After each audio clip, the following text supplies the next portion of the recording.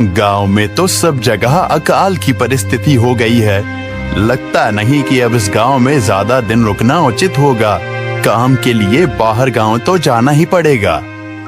भूषण काम की तलाश में दूसरे गांव की ओर निकल पड़ता है। चलते चलते वह विजयपुर गांव में आ जाता है। वहां उसका रहने का कोई ठिकाना नहीं था और उसके पास कोई काम भी नहीं था। चलते चलते वह एक अमीर किसान जगत सेठ के पास आ पहुंचता है। सेठ जी, मैं भूषण दूसरे गांव से आया हूँ। हमारे गांव में अकाल की परिस्थिति हो गई है। लोगों के खेत सूखे पड़े हैं। गांव में बूंद बूंद पानी के लिए लोग तरस रहे हैं। अगर मुझे आपके पास कुछ काम मिल जाएगा तो बहुत कृपा होगी बड़े भाई। अरे रे, लगता है तुम्हारी हालत बहुत खस्ता हो गई है। ठीक है, वैसे मेरे पास एक काम तो है, पर लगता नहीं कि तुम वो कर पाओगे। सेठ जी, आप चिंता ना करें। मुझे आप कोई भी काम दे सकते हैं। मैं वो काम पूरी मेहनत और ईमानदारी से करूँगा। अच्छा ठीक है भूषण, तो कान खोल कर सुन लो। मेरे पास 50 गायें और 50 भैंसे हैं। तुम्हें हर रोज उन जानवरों का गोबर निकालना होगा और रोज सुबह शाम उन्हें चारा पानी देना होगा। महीने के आखिर में तुम्हें इस काम के लिए 200 रुपए मिलेंगे। और हाँ, 2 वक्त का खाना भी हमारी तरफ से मुफ्त दिया जाएगा। बोलो, क्या तुम ये काम कर पाओगे? अरे बाप रे, 50 गाय और भैंसों को संभालना आसान काम नहीं है। पर अब मैं कुछ कर भी तो नहीं सकता, और ऊपर से सेठ जी 2 वक्त का खाना भी दे रहे हैं। ठीक है सेठ जी, मैं ये काम कर लूंगा, पर एक विनती है।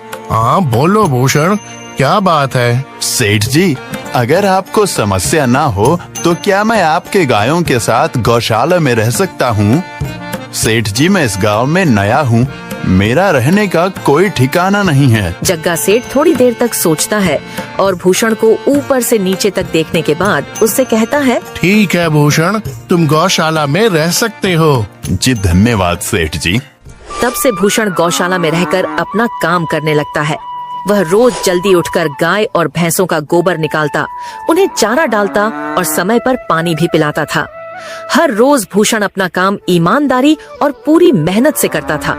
जगत सेठ को भी भूषण का काम बहुत पसंद आने लगा, क्योंकि वह अपना काम सफाई से करता था। एक दिन जगत सेठ भूषण को बुलाकर उससे बोलता है, भूषण, मुझे तुम्हारा काम बहुत पसंद आया है। तुम गाय और भैंसों का अच्छा ख्याल रख रहे हो, इसलिए दूध की गुणवत्ता भी बढ़ गई है और गायें पहले से ज्यादा दूध भी दे रही हैं। इसलिए मैं आज से तुम्हारी तनख्वाह बढ़ाकर पूरे 400 रुपए कर रहा हूँ। आपका बहुत बहुत धन्यवाद सेठ जी।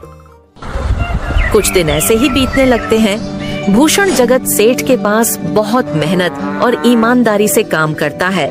धीरे धीरे भूषण के पास अच्छा खासा रुपया जमा हो जाता है, जिससे वह अपने लिए छोटा सा रहने लायक एक कुटिया बनवा लेता है। उस गौशाला में सोकर तो नाक से गोबर की गंध अभी भी नहीं जा रही।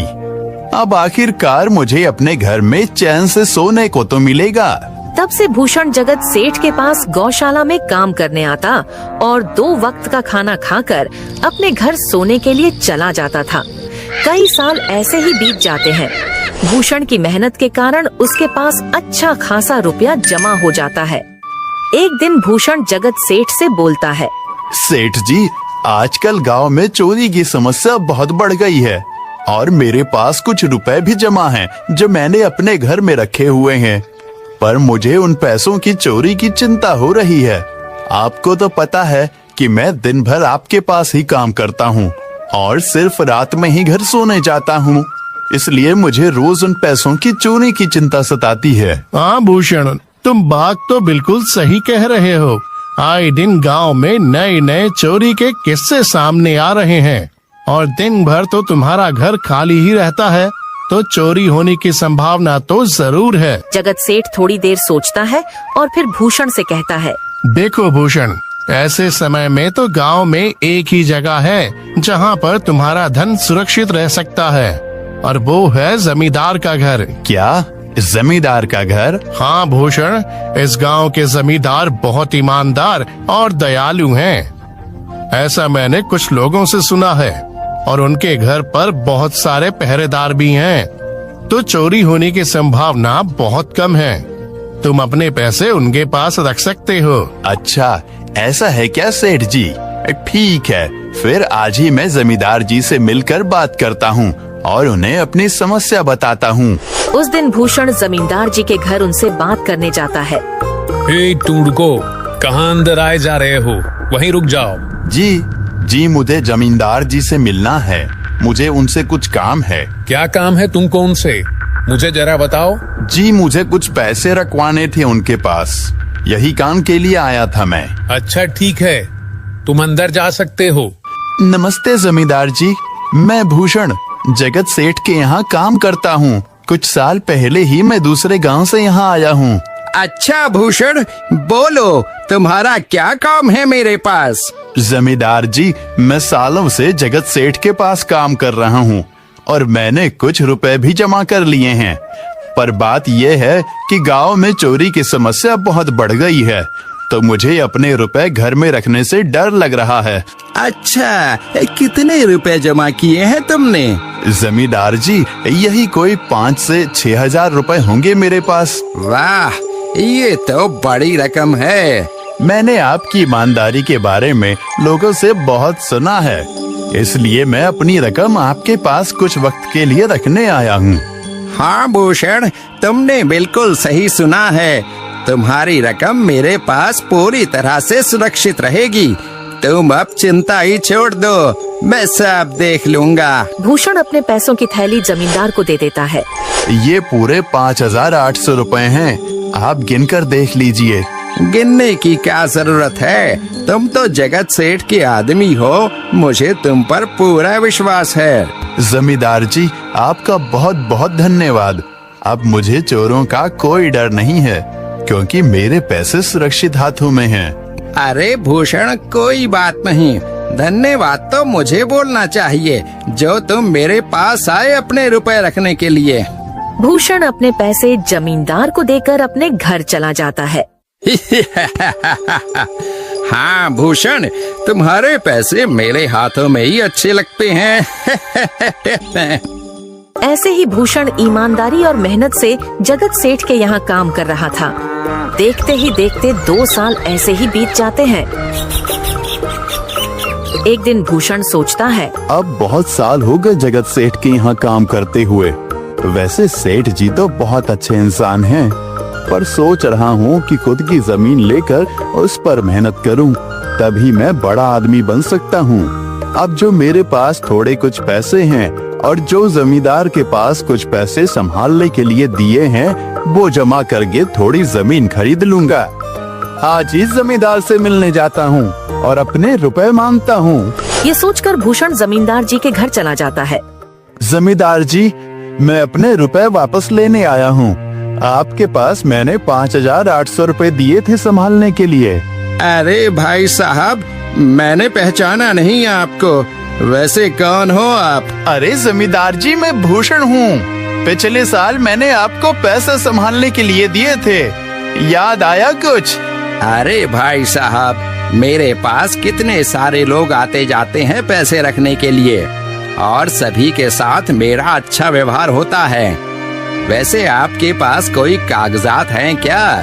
क्योंकि मैं हर व्यक्ति से कागज पर ही व्यवहार करता हूँ। किसने कितने पैसे दिए, किसके कितने पैसे रखे हैं, सबका व्यवहार रहता है मेरे पास। जमींदार जी, ये आप क्या बात कर रहे हैं? आपकी ईमानदारी देखकर ही मैंने आपको पैसे दिए थे संभालने के लिए, और आप अब ऐसी बातें कर रहे हैं। कृपया करके मेरे पैसे मुझे वापस कीजिए। हाँ भूषण, मैं ईमानदारी से ही काम करता हूँ, इसलिए तो तुमसे मैं डॉक्यूमेंट्स मांग रहा हूँ। क्या तुम्हें पता नहीं, जब तुम किसी से पैसों का व्यवहार करते हो तो तुम्हें स्टाम्प पेपर पर लिख कर देना पड़ता है। तुम किसी से भी पूछ सकते हो। नहीं जमींदार जी, मैं आपके पैर पड़ता हूँ, कृपया करके मेरे रुपए मुझे दे दीजिए। बड़ी मेहनत से मैंने वो पैसे जमा किए थे, मुझ पर ऐसा अन्याय ना करें। अरे क्या ये झूठ मूठ का रोना धोना लगाया है? लगता है तुम ढोंगी हो और मेरी ईमानदारी और भोलेपन का फायदा उठाकर मुझसे ये रुपए लेने आए हो। रुक, तुझे अभी सबक सिखाता हूँ। जमींदार अपने आदमियों को बुलाकर भूषण की पिटाई करने को कहता है। इसे तब तक मारो जब तक ये बेहोश ना हो जाए। इस 2 कौड़ी के आदमी ने मेरी ईमानदारी पर सवाल उठाया है, इसे छोड़ना मत। जमींदार के आदमी भूषण को डंडे से खूब मारते हैं। फिर भूषण दुखी होकर अपने घर चला जाता है। भूषण के शरीर पर घाव के निशान स्पष्ट दिखाई दे रहे थे। 2 दिन से भूषण घाव के दर्द के कारण जगत सेठ के घर काम के लिए नहीं जा पाता है। इसलिए अगले दिन जगत सेठ भूषण के पास आ जाते हैं। वह देखते हैं कि भूषण खाट पर सो रहा है और वह बड़ा ही चिंता में नजर आ रहा है। भूषण भाई, तुम 2 दिन काम पर नहीं आए, क्या हुआ भाई? तबीयत ठीक है ना तुम्हारी? कुछ समस्या है क्या? अरे सेठ जी, आप खुद यहाँ आए हो। आप खबर भिजवाते तो मैं खुद चला आता। अरे भूषण, कोई बात नहीं, तुम्हें देखकर लगता है तुम बीमार हो। क्या हुआ है तुम्हें? जगत सेठ, क्या बताऊं, जिस जमींदार के पास पिछले साल मैंने अपने पैसे संभालने को दिए थे, वो आज मुझे पैसे वापस नहीं करना चाहता। वो बहुत लालची इंसान है, वो लोगों को ठग रहा है। और जब मैंने बाद में गिड़गिड़ाना शुरू किया तो उसने डंडे से मार मार कर मेरी पिटाई करवा दी और मुझे वहां से धक्के मार कर निकाल दिया। अरे बाप रे, ये तो बड़ा ही गंभीर विषय है। मैंने तो जमींदार के बारे में अच्छा ही सुना था, पर मुझे भी नहीं पता था कि वो इंसान इतना गिरा हुआ है। तभी मैं सोचूं, हर साल उसकी संपत्ति इतनी ज्यादा कैसे बढ़ रही है। मुझे माफ कर दो भूषण, मैंने ही तुम्हें जमींदार के पास जाने को बोला था। गलती तो मेरी भी है। नहीं जगत सेठ, आप तो मेरा अच्छा ही सोच रहे थे। ये तो उस जमींदार का लालच है। अब लगता नहीं मेरे पैसे उस जमींदार से वापस मिलेंगे भी। भूषण, मेरे पास एक तरकीब है जिससे मैं तुम्हारे पैसे तुम्हें वापस दिला सकता हूँ। जगत सेठ भूषण के कान में सारी तरकीब बताता है। ठीक है सेठ जी, हे ऊपर वाले, ये तरकीब कामयाब होने दीजिए। अगले दिन जगत सेठ बहुत सारे पैसों को एक सूटकेस में भरकर खुद जमींदार के घर जाता है। अरे जगत सेठ, आज आप खुद यहाँ? बोलो भाई, इस गरीब के घर कैसे आना हुआ?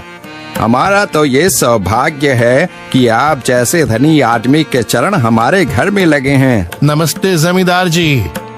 अरे जमींदार जी, आप तो मुझे अब लज्जित कर रहे हैं। वैसे मैं कुछ महीनों के लिए दूसरे राज्य में व्यापार करने जा रहा हूँ। मैं ये लगभग 50,000 रुपए लाया हूँ। मुझे डर है कि कहीं ये चोरी ना हो जाए। क्या आप मेरे सारे पैसे अपने पास संभाल कर रख सकते हैं? आपके सिवाय इस गांव में और किसी पर भरोसा नहीं कर सकता। अरे जगत सेठ, ये भी कोई पूछने की बात है? मेरे पास आपके पैसे बिल्कुल सुरक्षित रहेंगे। आप निश्चित होकर व्यापार करने जा सकते हैं। इस बार तो बड़ी मछली हाथ लगी है। बार बार ऐसा मौका नहीं मिलता। भारी माल हाथ में लगने वाला है। तभी वहाँ पर भूषण आ जाता है। अरे भूषण, तुम? अच्छा हुआ तुम आ गए।